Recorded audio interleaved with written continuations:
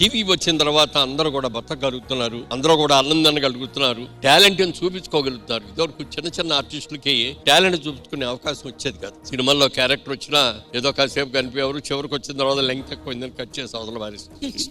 కానీ అదే ఏంటంటే టీవీలో బ్రహ్మాండంగా వస్తుంది, ప్రతి వాళ్ళకి అవకాశం వస్తుంది, ప్రూవ్ చేసుకుంటున్నారు. రామోజీరావు గారికి ప్రత్యేకంగా అభినందనలు తెలియజేస్తాం మనందరి తరఫు నుంచి కూడా వారికి.